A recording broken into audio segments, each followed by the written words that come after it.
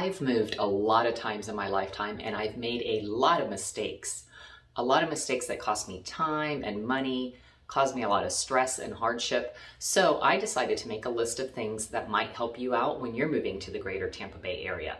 I saved the best one for last, so be sure to watch till the end.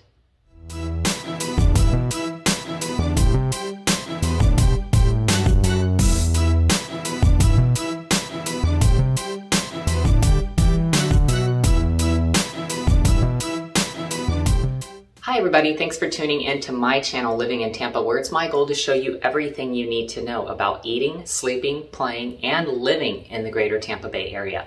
Hey, if you've never been to my channel before, if you could do me a favor, hit that subscribe button, ring the little bell so you'll be notified every time that I release a new video.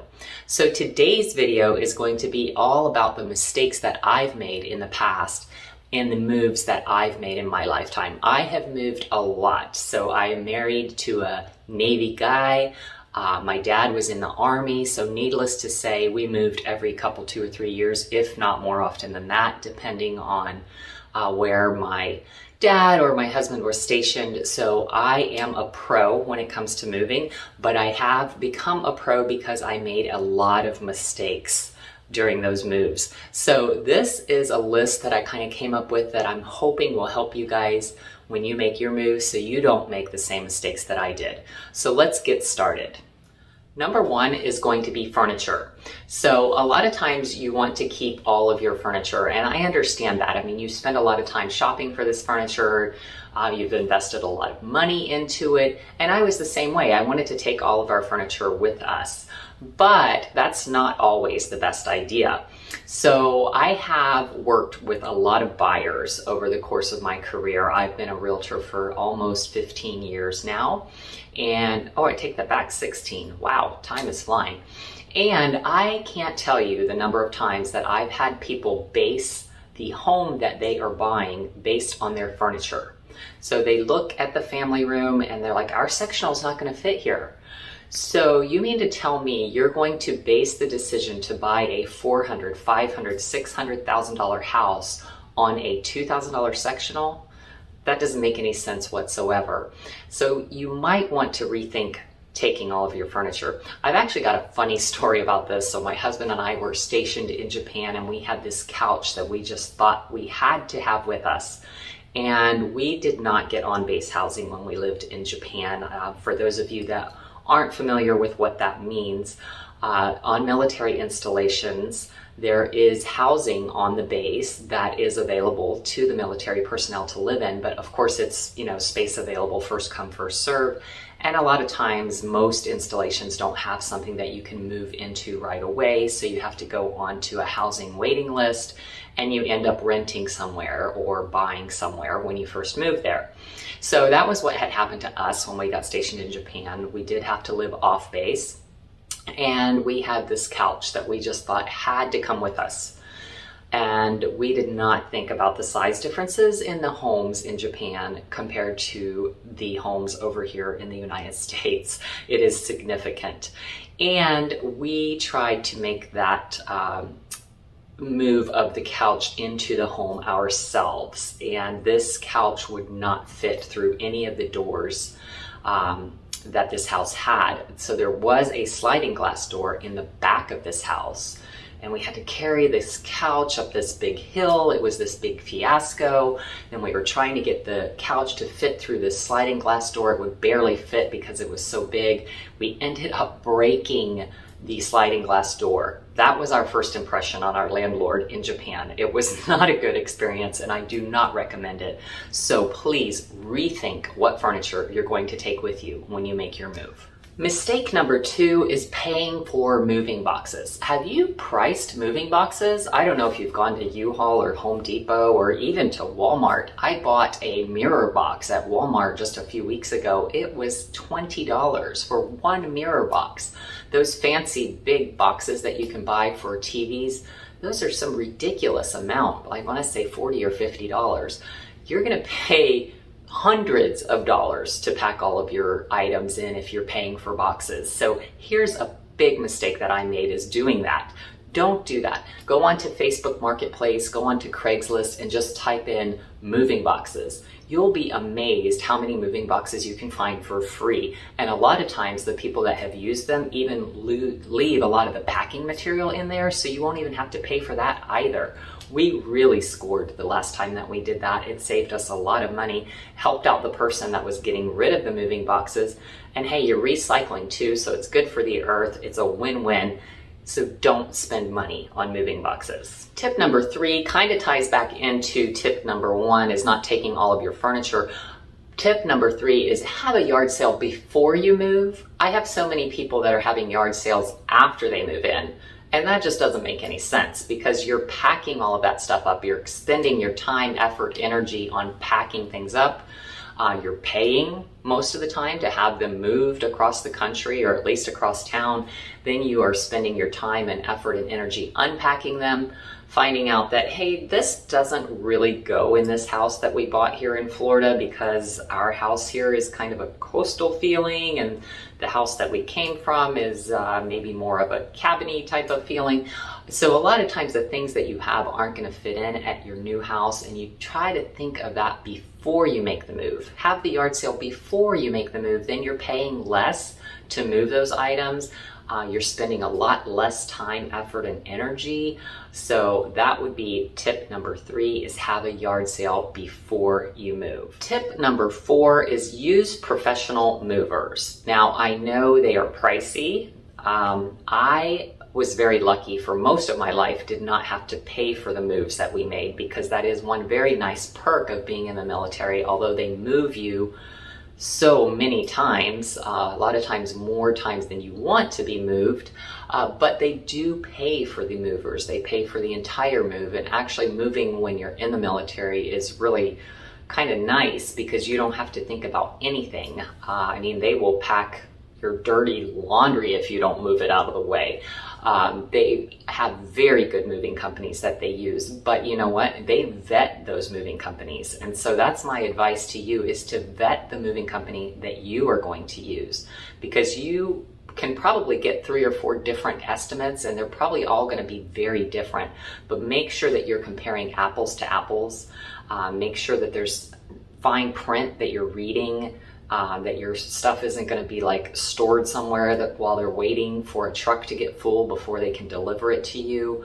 I have heard of that happening to other customers of mine before, where they thought their items were going to be delivered in just a few days, and it turned out that the moving company was waiting for their truck to be full before they would make the drive to Tampa. And it was almost a full 2 weeks before that customer got their belongings. So make sure you're reading the fine print, make sure you're reading the reviews, and also you can do it yourself. You know, it's a lot cheaper if you rent a U-Haul or a Penske or something like that, and then just hire some movers to help you load it. If you pack everything up yourself beforehand, it is well worth the money to have the movers come for a few hours to help you move the big items into the truck, to pack it in there the right way. They're professionals. They know how to really pack it in there to where it's not moving around and falling and breaking. To me, that is money well spent. And I think in most states, to hire a mover, per hour, each mover's going to be between $50 and $75. If you've got everything staged ready for them to go, you could literally use them for 2 or 3 hours and get a lot of your move accomplished and save your back and save your sanity. So that would be one of my suggestions, is to use professional movers. The other option would be to do the pods. And again, you can hire those movers to help you load the pods. And a lot of times it's good to use these pods because they come with that temporary storage. You can plan everything to where you think you're going to be maybe selling or moving out of your home at the place where you're moving from, and then moving here. And a lot of times we are able to coordinate where your new home that you're buying in Florida is closing the same day as the home that you sold in the other state. But sometimes there are some glitches that happen. It's human nature that we're going to have stuff happen. There's going to sometimes be a lender delay, or there's going to be something happen with the title company. So you definitely want to have a plan B, a backup plan. Because if you've got movers sitting there waiting to move your stuff in and then you don't close on your new house, that can cost you thousands of dollars. So having those items in a pod where they're in the storage, just waiting to be delivered, that sometimes can be a lot less expensive and a lot less stressful. So that would be one of my suggestions as well. Whether you're going to hire professional movers, either way, consider using those pods. That's a pretty good deal. Tip number 5 might not apply to everyone, but it concerns children. So most of the time when we made our moves, we moved during the summer months. And that's when most families like to move. That way your kids can start school together with all the other kids. They're not just the new kid coming in the middle of this school year. But here's what happens in the summer. A lot of times we're not thinking about things like childcare or activities for our children. So you move to a new place and you don't have anywhere for your children to attend childcare. So that would be one of my suggestions, is before you move here is to make calls around, price out what childcare is going to be. Find out how far it is from where you're planning to be living. Have several options available and lined up for you. Check availability. And then for your older children, if they're still at the age where they're able to do activities during the summer, you might want to check out some summer camps or some of those sporting camps, things like that. We're always here to help you if you need information like that. We are obviously real estate agents, but we specialize in the entire package. That's kind of one of our things that we pride ourselves on, is we're helping you move your entire lifestyle here. So we're going to show you, things that are available for your children, things that are available for you, not only in the housing market, but also in the community. So definitely don't be afraid to reach out to us regarding those aspects as well. And number 6 would be commuting time. So this is something that really bit us last time that we moved. We wanted to be in an area that had really good schools, where we could afford a larger home because we have a large family. So we moved pretty far away from where my husband was going to be working. And in the beginning, we were like, oh, it's not a big deal. He can make that commute. He wasn't concerned about it at all. I'll make this sacrifice for my family. We weren't even concerned one iota about this 45-minute commute that we thought my husband was going to be making. Well, let me tell you what, times changed, commute time continued to increase. It was 45 minutes in the morning, but it was not 45 minutes on the way home. It was more like an hour and 15 minutes. It was okay for about a year or two, and then he had kind of had his fill, and I was kind of over having him getting home so late. The kids didn't get to see him as much, so it seemed like a good idea at the time, but I always caution people, seriously consider your commute. And I know a lot of people that are moving here kind of laugh at what we call traffic in the Tampa area, especially if you're moving from Chicago or you're moving from California.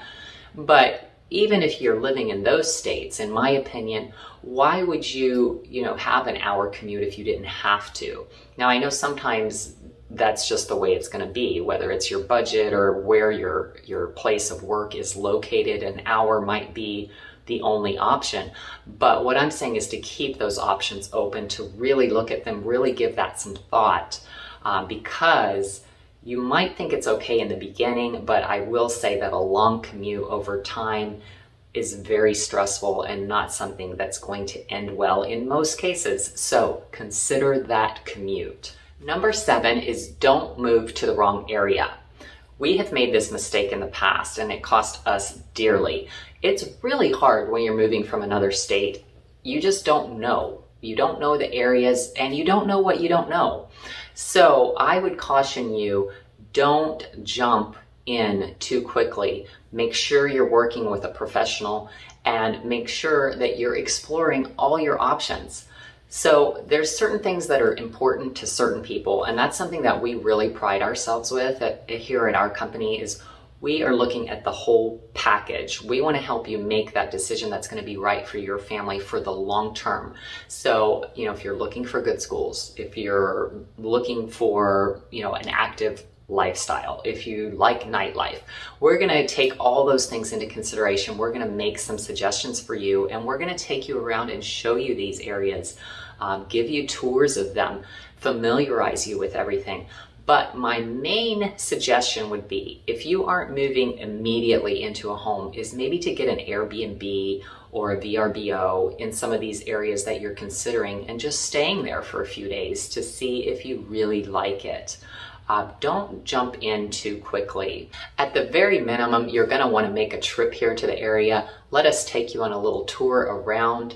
And if you're not able to do that, we can do so much virtually these days. We've really taken advantage of all the technologies that are available to us. But we do pride ourselves with giving you all the information you're going to need so that you can make an informed decision and not make that mistake of moving to the wrong area. Hey, if you're even thinking about moving to the greater Tampa Bay area, you've got to give me a call, send me a text, or shoot me an email. Whichever method of communication you prefer is fine. When it comes to moving to Tampa, I've got your back. Listen, if you could do me a favor, hit that subscribe button, ring the little bell so you'll be notified every time that I release a new video. Thank you so much for watching. I hope this video was informative for you, and I'll see you next time.